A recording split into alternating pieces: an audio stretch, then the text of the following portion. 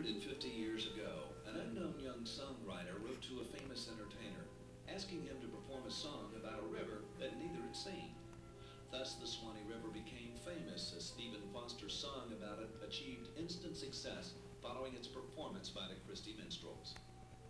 The river and Foster's music share an elusive mystique that transcends time and place. Early on, an eloquent New York editor perceived that the river was much more than a creek that rises in Georgia and flows through northern Florida on its way to the Gulf of Mexico. The real Swanee, he wrote, rises in the highest mountains of the human soul and is fed by the deepest springs in the human heart.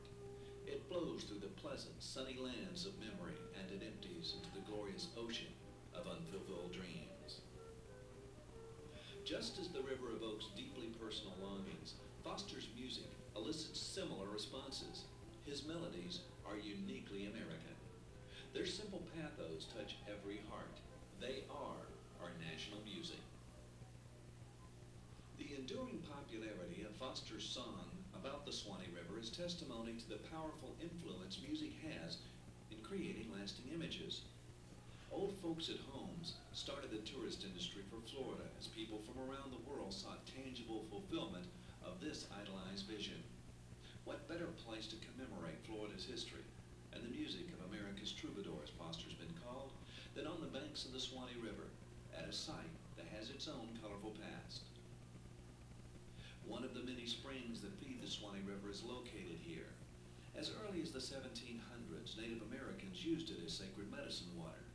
By 1895, White Sulphur Springs on the banks of the Swanee had a rail line and was one of the largest cities in Florida. More than 2,000 people lived here.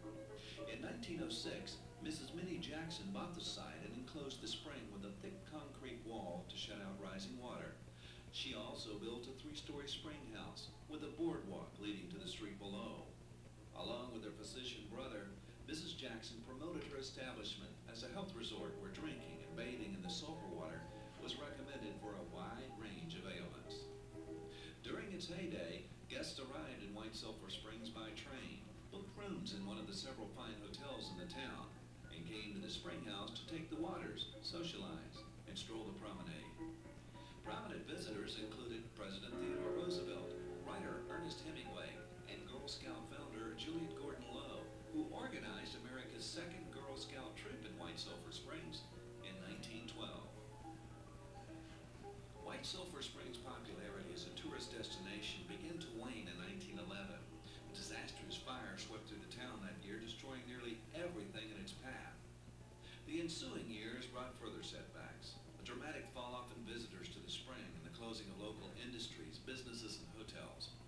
In 1973, a devastating flood damaged the spring house beyond repair. Today, the third-floor promenade and one still intact hotel remain the only visible evidence of the resort's influence on the tiny town. But even as the resort declined, the Swanee River itself remained a focal point. After Old Folks at Home was designated as Florida's official state song in 1935, the Florida Federation of Music Clubs spearheaded efforts to seek an appropriate site along its shores for a memorial to Stephen Foster. In the company of Indiana pharmaceutical manufacturer Josiah Lilly, who had compiled a comprehensive library of Foster's music and artifacts, a party set out to explore the banks of the Swanee River. The exceptional natural beauty of the area close by the spring, with its high wooded banks and rocky shoals, made this the logical choice. Foster's first draft of Old Folks at Home began way down upon the Petey River. At his brother's office on the Pittsburgh Wharf, Stephen leafed through an atlas looking for a more lyrical name. His choice was Suwannee, which he changed to Swanee to fit in with the existing verse. No matter that he had never actually seen this particular river. It would serve as a symbol for all those faraway places that Americans had left behind in their restless roamings, the image of a childhood home one never ceases to long for. Foster was born close to the banks of another river, the Allegheny River in Pittsburgh, Pennsylvania. The major turning point in Foster's career came in 1847 when he composed O Susanna. During the gold rush, O Susanna served as a marching song for the 49ers, who improvised countless new lyrics for the Johnny tune as they made their way to California. Of the 28 published publishers who brought out editions of Oh Susanna, only one paid for the Foster manuscript. The song was a national hit, and its popularity convinced Foster to choose songwriting over bookkeeping as a career. Unlike most songwriters, Foster was not a professional performer. Consequently, he was not well known to the public. Even in his lifetime, his songs were often regarded as anonymous folk songs performed most often by minstrel shows. Primarily, Foster's intention was to write a people's music, using a musical vocabulary that would be widely understood, from the street corner to the schoolroom, from the steamboat to the wagon train, from the parlor to the plantation. Foster's music was heard throughout the land. Today's melodies remain as fresh and appealing as they were when they first appeared.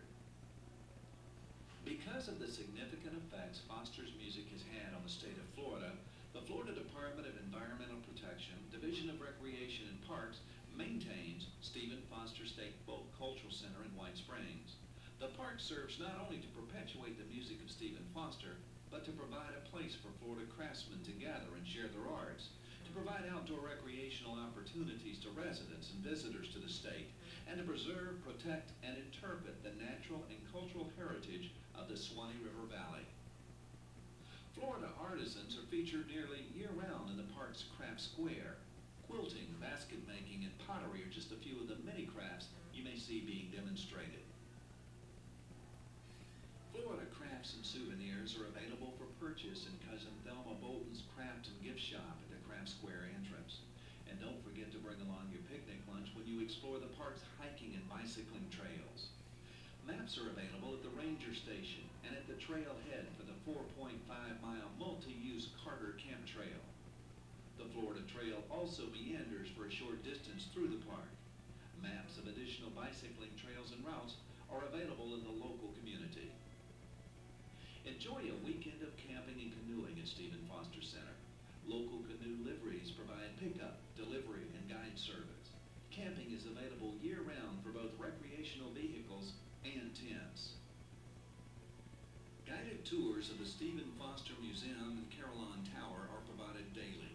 The Stephen Foster Museum has exhibits featuring Foster's music and the desk where Foster chose Swanee to complete his composition, Old Folks at Home. The Carillon Tower has exhibits about Stephen Foster and features exhibits about the Stephen Foster carillon, the world's largest tubular bell instrument, and the number of bells. As you stroll the park's beautiful camellia gardens and grounds, daily carillon concerts give expression to these scenes of beauty and tranquility. The music of the carillon adds to the atmosphere of the culture and the tradition that will inspire memories. Special events are one of the highlights of Stephen Foster State Folk Culture Center. Foster's music is honored each year during the annual Stephen Foster Day celebration held in January and the Jeannie with the Light Brown Hair vocal auditions held in October. The heritage and culture of the Swanee Valley area is celebrated in many ways throughout the year. At the Camellia Show in February, the Antique Tractor and Engine Show, and the Storytelling Fest in April. The Florida Folk Festival in May, the Quilt Show in October, annual Rural Folk Life Days in November, and the Christmas Festival in December. In the tranquil surroundings of the park, the visitor can experience the languid atmosphere that many of Foster's songs evoke.